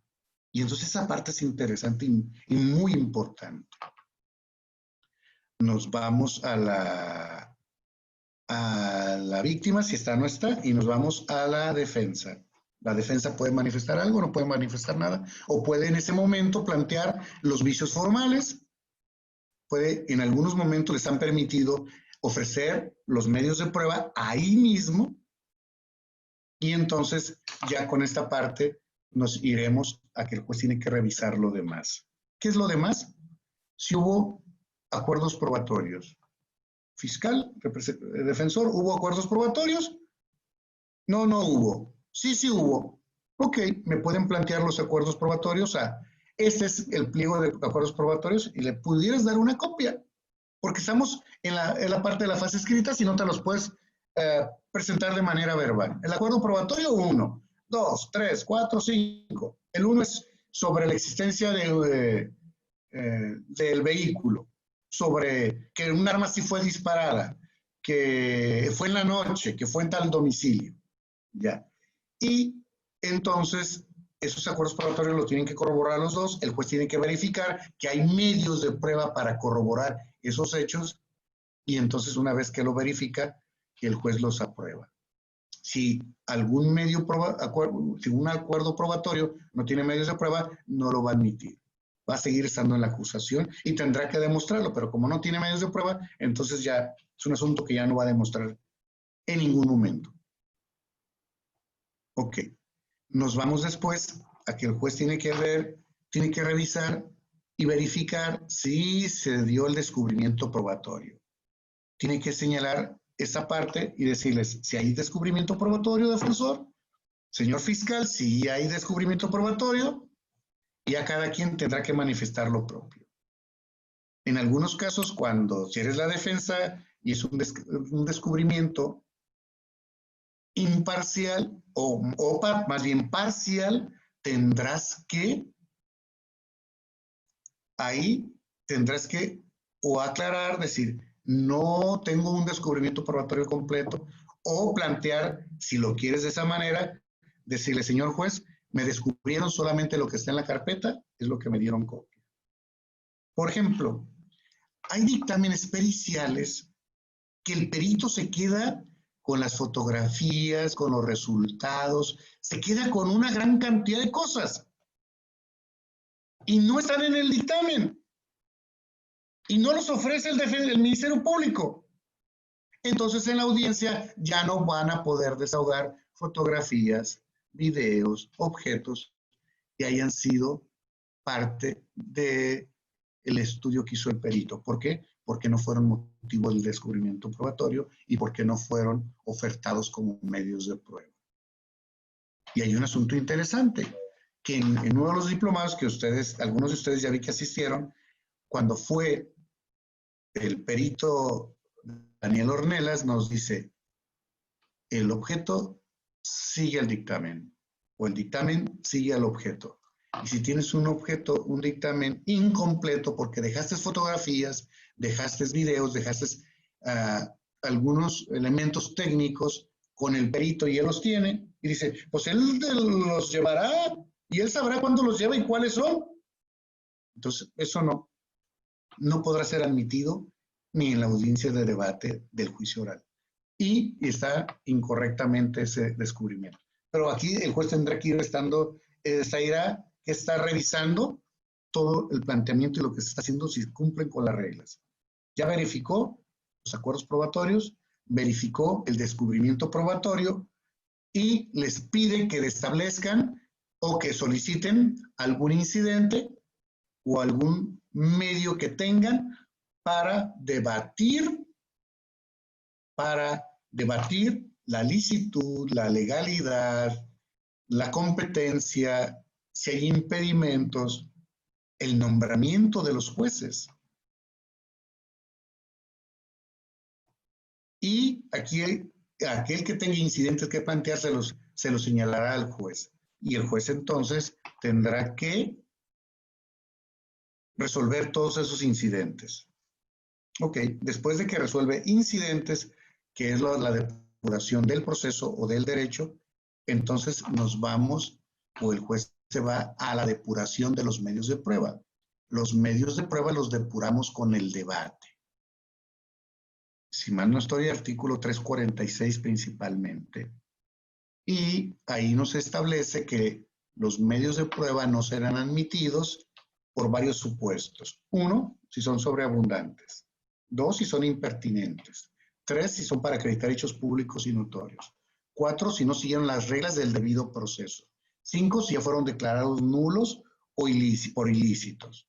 6, si no siguió las reglas del debido proceso. Y aquí me relaciono esto con el 335, el párrafo último que les había comentado, que te establecía elementos para ofrecer testigos y peritajes. Y acá te dice, si no sigues las reglas del debido proceso, no te deberán de ser admitidos, se deberán de desechar.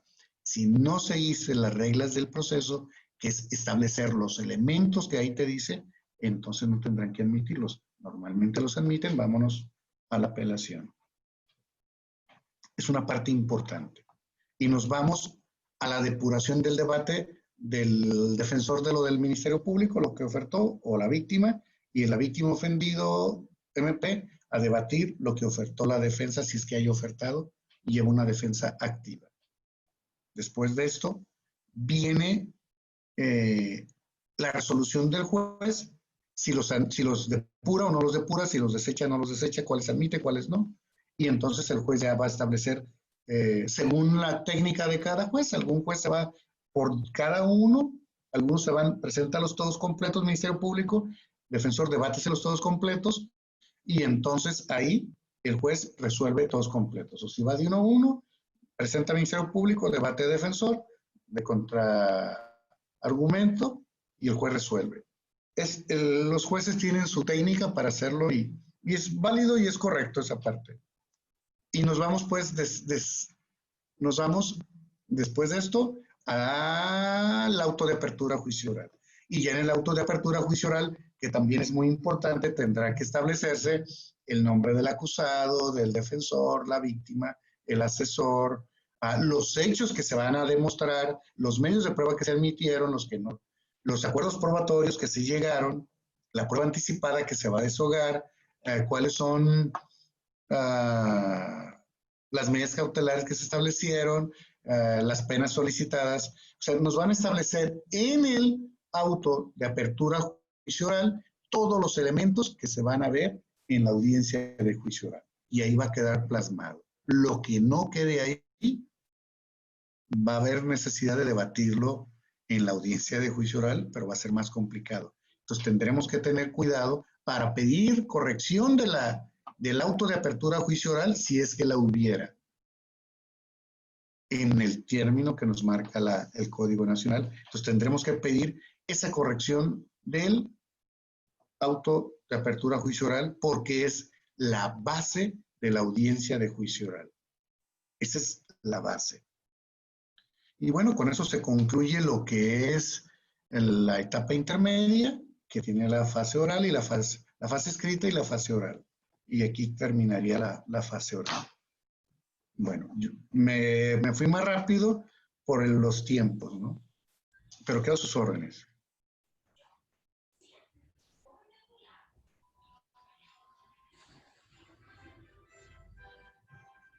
Licenciado Antonio, creo que podemos abrir otra serie de preguntas y respuestas. Sí, está abierto, compañeros. Quien tenga algunas preguntas, con todo gusto, aquí estamos a la orden. ¿Puedes abrir el micrófono, administrador, para que quien quiera hacer preguntas? ¿O no? Yo les señalaba que levantaran la mano en el grupo Sí, y no. yo la levanté. Adelante, maestro Romero.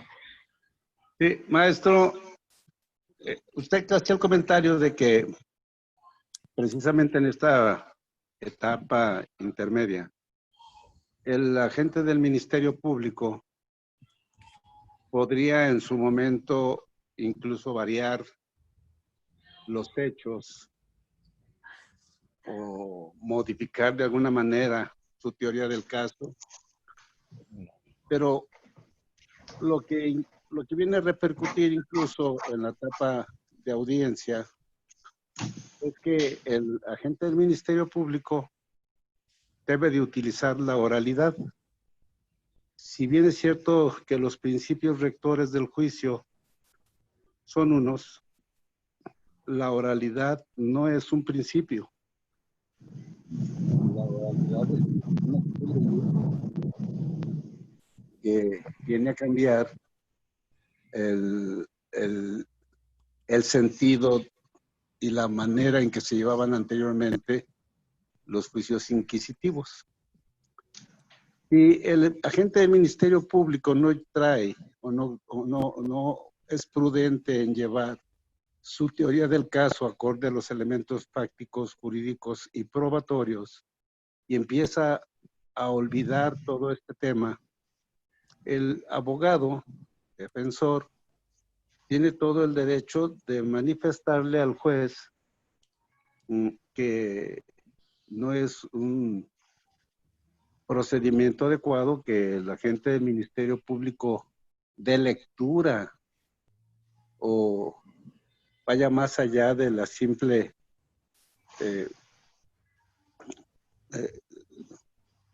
el simple recordatorio a través de la lectura de algún documento. Entonces, esta manifestación del agente del Ministerio Público puede ser leída o hay prevención para que no sea leída o hay oportunidad para que el abogado defensor solicite la exigencia de la oralidad como tal a la hora de la explicación, la exposición del ciudadano agente del Ministerio Público. Muchas gracias, maestro Martín Jiménez, por su atención. Gracias. Nomás déjele comento algo. La oralidad no es un principio rector. Es un requisito. Pero sí es un principio, porque sí es una regla del proceso. Y si no se cumple con esa regla del proceso, se declara nula la audiencia. O sea, no es un principio rector. El 20 constitucional, párrafo primero, los contempla. Pero dice, los principios rectores estos, pero la oralidad sí es un principio procesal. y puedo señalar que tiene el carácter de principio rector, porque si no se cumple, es nula la audiencia y la Corte ya lo definió.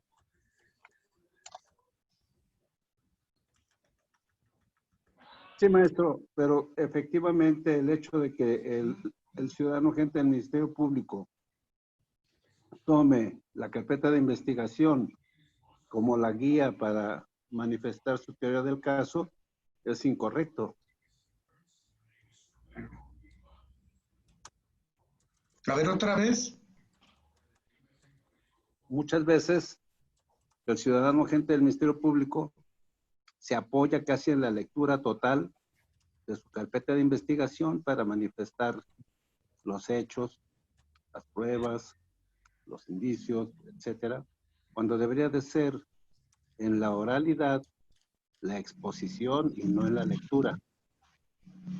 Sí, pero mire, si lo hace ver en apelación o en el amparo, le van a reponer el procedimiento.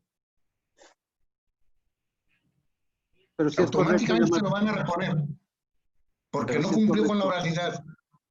Ajá, pero sí es correcto llamar la atención del juzgador para que se sí. omita, ¿verdad? Sí. Y aunque no lo hiciera, si usted lo hace valer por un medio de impugnación, tendrán que reponerle el procedimiento. Muchas gracias, maestro. A la orden.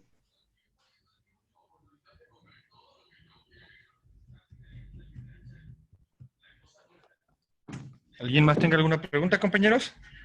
Su servidor, maestro. Adelante. Gracias. Otra vez yo, maestro Martínez, de unas para despedirme. Para la exclusión de los medios de prueba, te dice el artículo 346 que estos deben de ser el medio útil para acreditar un hecho. Últimamente los agentes del Ministerio Público están llevando copias fotostáticas en blanco y negro, por ejemplo, de un objeto, de un teléfono celular que sirvió para localizar el vehículo robado, ¿sí? No hay cadena de custodia, el teléfono celular no se asegura o se regresa supuestamente a su propietario, únicamente toma una fotografía a blanco del teléfono sin identificación, sin número de serie, sin número de email, sin nada. Ese medio de prueba pues, no es el útil, no es el indicado. Puede ser excluido en la audiencia o porque a veces ves cada criterio de los juzgadores.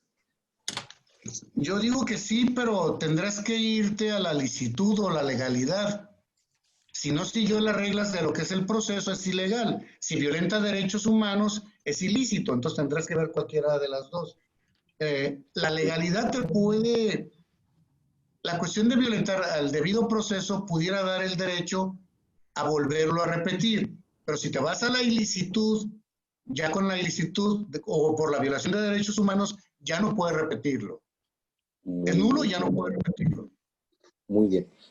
También, por ejemplo, en el caso, por ejemplo, de una pistola, ya que últimamente están asaltando mucho con pistolas de plástico, no hay un dictamen del Instituto de Ciencias Forenses que determine pues, que si es un arma de fuego o es una pistola. Y en la acusación así lo señala.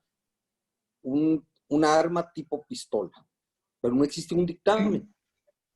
¿Se puede excluir el objeto o tiene que ser motivo de análisis ya en el juicio oral, que no existe un dictamen que determine si es de utilería o si es un arma de fuego útil? Pues.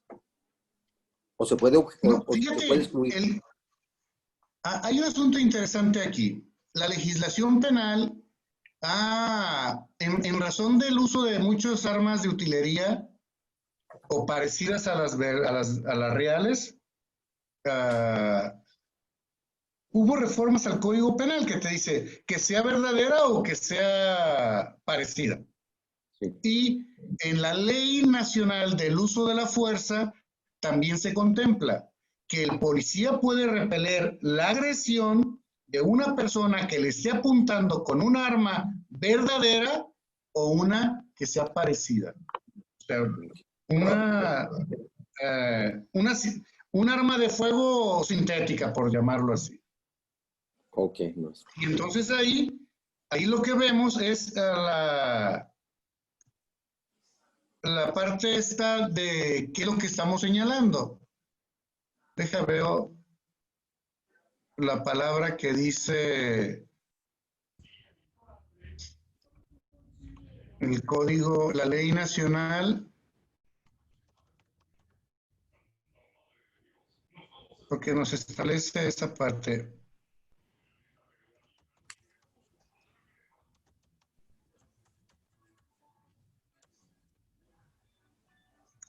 Bueno, no recuerdo el concepto, pero es el arma verdadera y un arma que sea parecida.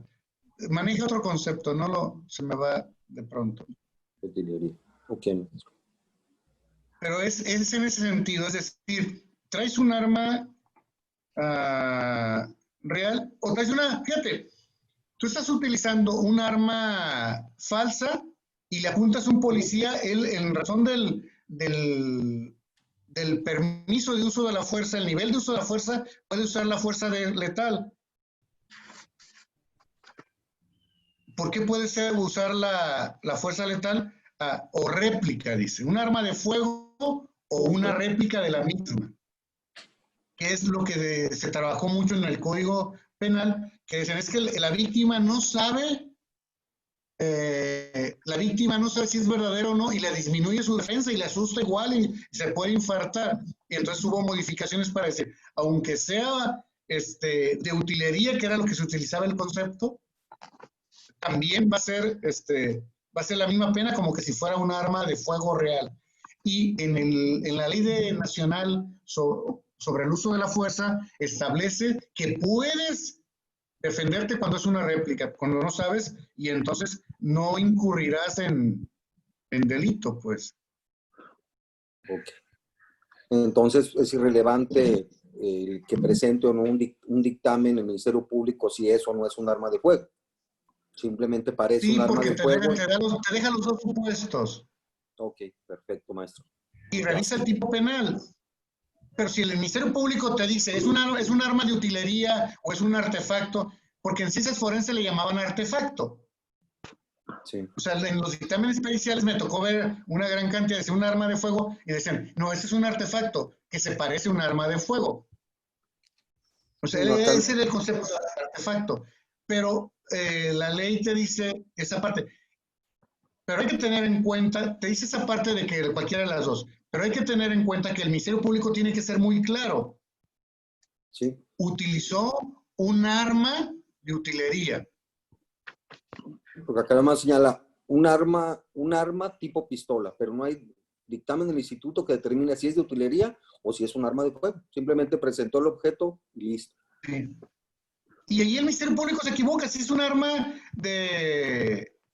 si es una réplica, mira, es eso, si es una réplica. No acciona, no hace nada. Perfecto. Pero sí tiene que presentar un dictamen, porque en el dictamen te tiene que decir si es un arma de fuego o es una réplica, ¿no? No, están aplicando la huevonología procesal, mi estimado. Un abrazo, Martín.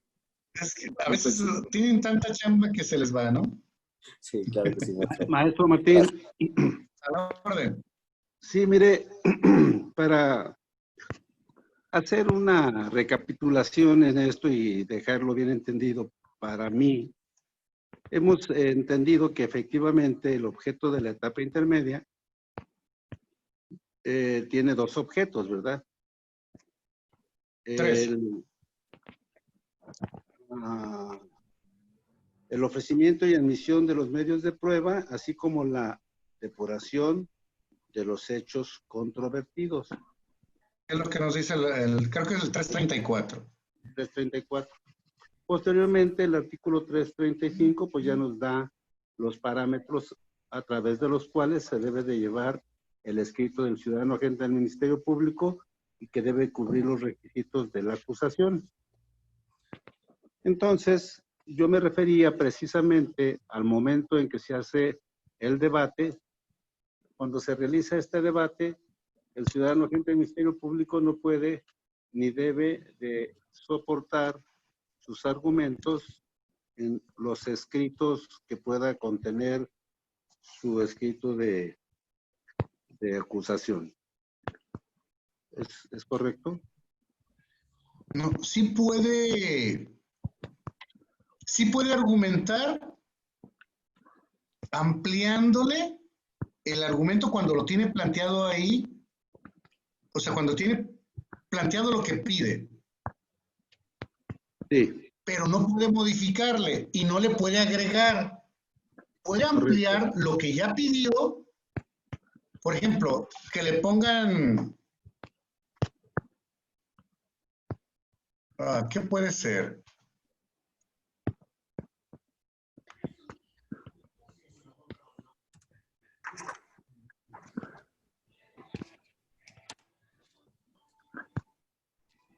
No se me viene ahorita algo. Pero puede modificar, no modificarle, ampliar un poco de lo que sí pidió, pero esa ampliación no tiene que incidir en los hechos que está planteando.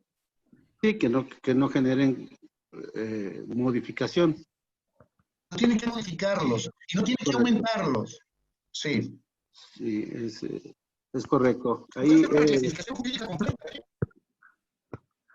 puede ofrecer, puede quitar medios de prueba y si hace una modificación, puede quitar medios de prueba, una modificación de la teoría del caso. Ajá. Sí, muchas gracias, maestro. A la orden.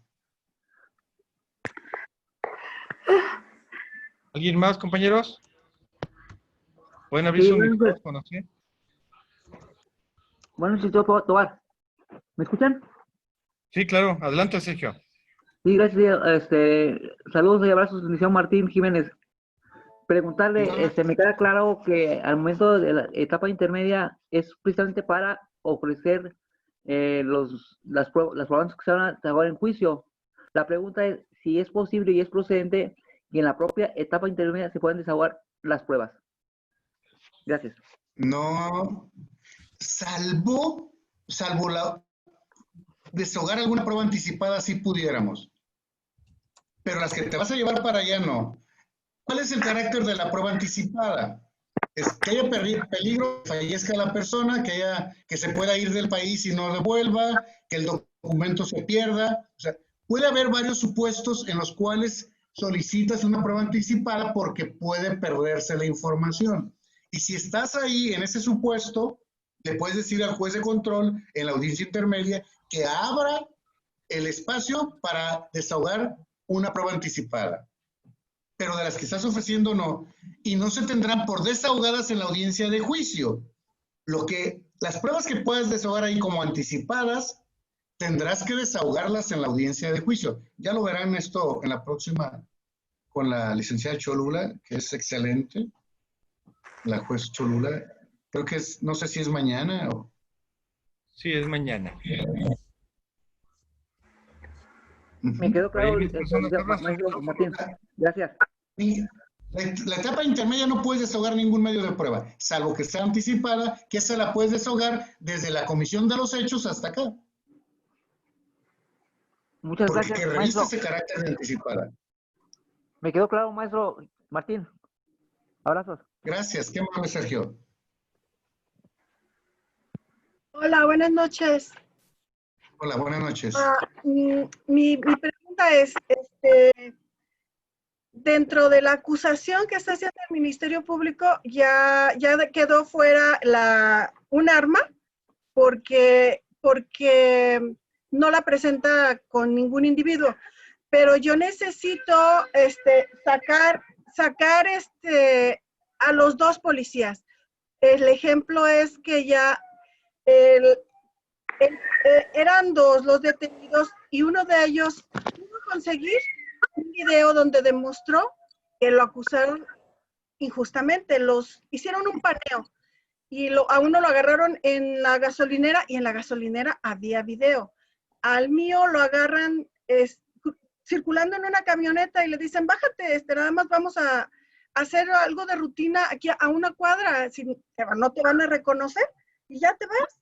Lo bajan de la camioneta y se lo llevan y se lo presentan al del Uber y el Uber, pues ya adiestrado, dice, sí, ni saben, se suben todos juntos, los dos que están paneados, recogidos y el Uber, y ellos ni siquiera sabían que iban sentados junto a su parte acusadora. se tardan casi 1 hora y media consiguiendo a las personas. Mi pregunta es, uno ya salió porque tenía video. El mío no tiene video, pero tiene 2 testigos. Ya vamos a la intermedia. ¿Puedo solicitar que salga la declaración como testigos de los policías por ilícitos, por ser una declaración ilícita? Ya voy a sacar el arma porque no, en la acusación no la mete con nadie porque el otro ya salió, el otro indiciado. Entonces ahora sí puedo yo decir que la declaración de los policías es ilícita. ¿Puedo o no puedo? Lo que tendría que demostrar que es falsa. Y tendría que citarlos usted para interrogarlos en la audiencia de juicio, ofrecerlos.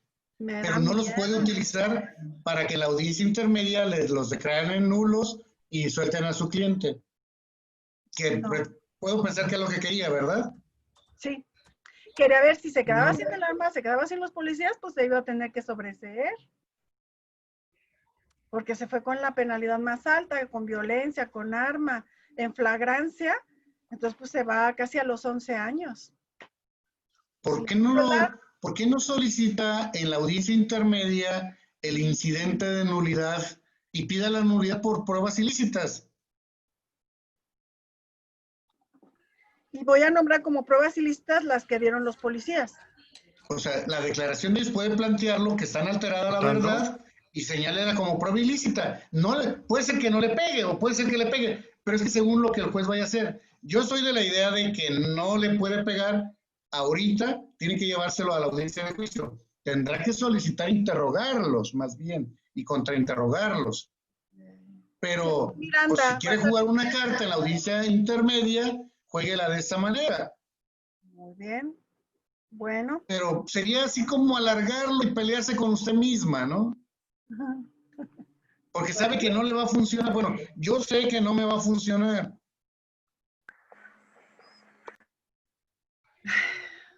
Pues sí, es que entre lo del COVID y todo el mundo está protegiendo su salud y ellos están en el limbo. Sus derechos constitucionales los estamos arrollando. Ellos no están siendo juzgados. Los tiempos para nosotros no pasan, para el Ministerio Público no pasan, pero para el detenido, está corriendo peligro de muerte. No, y es un problemón porque te dicen, a ver, espérate, yo te establecí una medida cautelar de 3 meses, pero se vino el COVID y ya tienes 4 meses con el COVID. Entonces, pero te suspendí tus 3 meses, espérate, todavía no se vencen. Y lo que decía el compañero hace rato, que hicieron un acuerdo y que por el COVID no se hace la audiencia y te amplió por cuenta mía, te amplió el periodo de la prisión preventiva, ¿no? O sea, no, el término para la detención sí le sigue contando, a mi juicio. No puede suspender todos los términos, porque la prisión, él sigue estando preso. ¿Vas a suspender términos de prisión? Suéltame. O sea, no me puedes decir que esto no me va a contar en sentencia si es que me condenaran. Así es. Bueno, pues entonces me lo voy a jugar, al fin y al cabo, pues ya estoy frita. Y él está más frito todavía. Pero preséntela como nulidad de las declaraciones de ellos por ser ilícitas. Y justifíquelo con algo.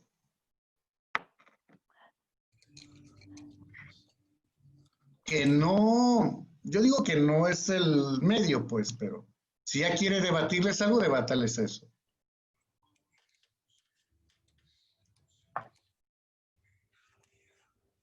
¿Alguien más? ¿Alguna pregunta, compañeros? Usted, compañero Antonio Tobar. No, yo ahorita no tengo preguntas. Aprendemos mucho con ellas. Sí, claro que sí. A mí, bueno, siempre me ha surgido una duda, maestro Martín. Si todo el mundo estamos, si el código así lo dice, que el día de la etapa de juicio es algo, eso es todo lo que se hizo en el juicio, ya quedó atrás. Entonces, si yo, por ejemplo, interpuse un incidente de nulidad, vamos a decirlo así, por la incorporación de un video, entonces todo el juicio, no la obtuve en la vinculación, que porque no la interpuse de acuerdo a la ley, que porque dejé pasar los 2 días, que guara. Entonces yo me voy todo mi juicio y el día de la etapa intermedia, el agente del Ministerio Público lo vuelve la usa como dato de prueba.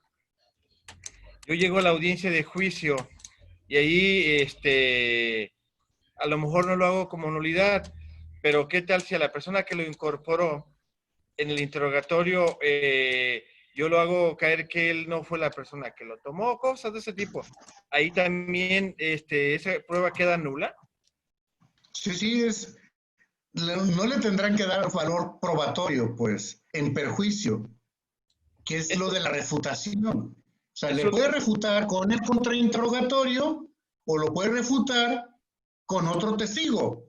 Por ejemplo, hay una prueba que poco se ha usado, que es la psicología del testimonio, y que serviría para la licenciada, creo que Betty, la que me preguntó ahorita.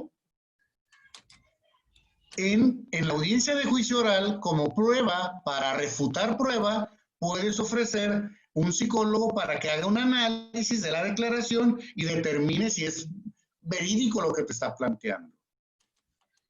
Pero eso entonces yo se lo hacía, se lo tendría que hacer que en el alegato de clausura, decirle al tribunal, una vez que está en el alegato de clausura, decirle... Antes de... por ejemplo, tú dices, yo entrevisto a ese cuate, lo contrainterrogo y luego buscar en contradicciones. Ya no necesitas nada. Ahí me quedo. Con el contrainterrogatorio ya le quitaste la credibilidad. Okay. Y en el alegato de clausura tendrás que hacer valer esa parte de que no le den valor por esto. O sea, ya entendí. O sea, no es necesario que yo le diga al tribunal de enjuiciamiento, esa prueba ahorita ya no la debe considerarse nula por esto. Guardo mi alegato de clausura y ahí le digo al juez, el video que está incorporado por el representante social, ya vimos que la persona que lo incorporó y que lo aportó al procedimiento no es quien por lo tanto no es viciado. No cumple el requisito del 383, que alguien lo tiene que autenticar. Los tribunales y el que lo tiene que autenticar es quien aparece ahí o quien lo tomó, principalmente. Mi alegato de clausura. Está muy bien. Sí. Maestro, ¿nos puede repetir la prueba que casi no se utiliza? Psicología del testimonio. ¿Nos puede decir en qué consiste? Un psicólogo hace un análisis de la declaración de la persona y ve la percepción que tiene y analiza todos los elementos y si pudo haber mentido y en qué consiste la mentira. O sea, analiza el lenguaje verbal y el lenguaje corporal. En el momento de la audiencia. Sí, o después. Presencia a la audiencia, le hace una entrevista a la persona, revisa todo lo que está en la carpeta y dice, es falso lo que está declarando. Muchas gracias, maestro. De nada. Licenciado Martín, pero esa prueba puede ser rebatible, ¿no? Porque si esa prueba a mí me perjudica dentro del procedimiento, en pocas palabras yo puedo decir que esa prueba... no nomás porque lo diga el médico, el psicólogo o el psiquiatra, la puedo tomar como plena, ¿sí? O eficaz. Yo la puedo debatir. No sé. Claro, sí. No es su verdad. No hay verdad, Sí, no hay verdad absoluta. Sí, todo se puede debatir, todo. Adelante, compañero Antonio Preciado. Buenas noches, doctor Martín. Su servidor Antonio Preciado. Gusto saludarte. Gusto es mío, maestro. Oiga, en un contrainterrogatorio también yo he escuchado que también se puede efectuar para introducir información. O sea, no solamente para desvirtuar la veracidad del testigo, sino para introducir nueva información.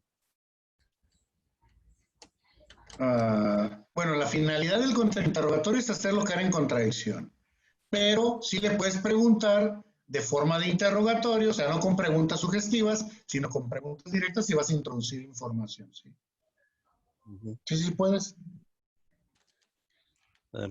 Muchas gracias. Excelente su ponencia, doctor. Gracias, Antonio. Luis Montaño, adelante. Buenas noches. Maestro, buenas noches. Bueno, yo tengo una pequeña duda. ¿Sí me escucha? Sí, sí, muy bien. Hablamos de la etapa intermedia donde se desarrolla un debate ante el juez de control, ya sea con el imputado, y la víctima, o en su caso con el Ministerio Público, según como corresponda, donde las pruebas se presentarán en el juicio. El juez de control, esa es la pregunta, ¿el juez de control es el que decide cuáles admitirá? Sí, sí. Cierto, ¿verdad?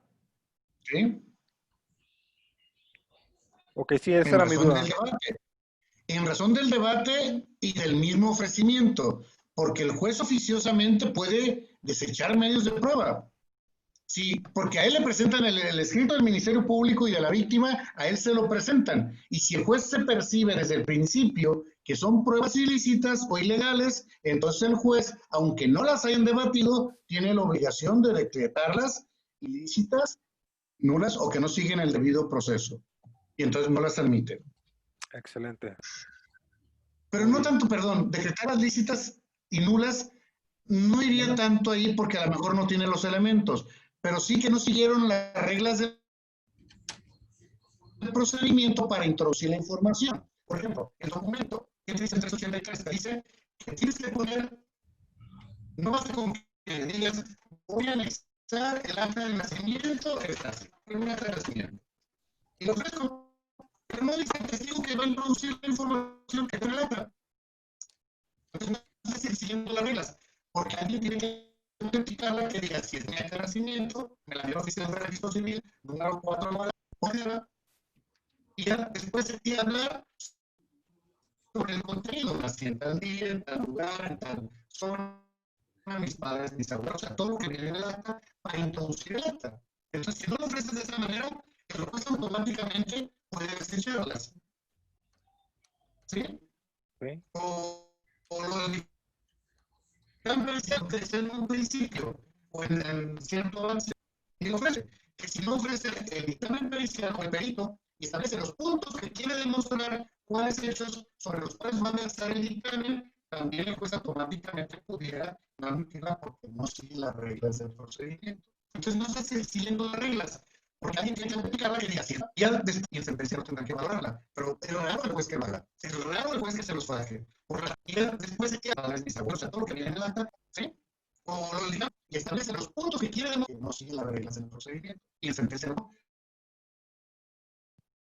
La sociedad, los medios de comunicación, se satanizan a los jueces. Cuando los jueces quieren hacer las cosas bien, los organizan y entonces los jueces ya están temerosos muchos. Oye, si yo no quiero hacer noticias en los medios de comunicación, que me estén cortando, que van a abrir una carpeta. O sea, ese es un gran problema que tenemos aquí en Jalisco. El autoritarismo que funciona en gran parte de la vida cotidiana, ¿no? En la escuela, en el trabajo, en el barrio, en la casa, en la política. Es impresionante. Si no lo traemos a los juicios orales, esa parte. Muy bien. Muy bien. Gracias. Muchas gracias. Excelente ponencia. Felicidades. Pues compañeros, es un placer para nosotros haber tenido aquí al doctor Martín Jiménez Alatorre, a quien le doy un abrazo a distancia.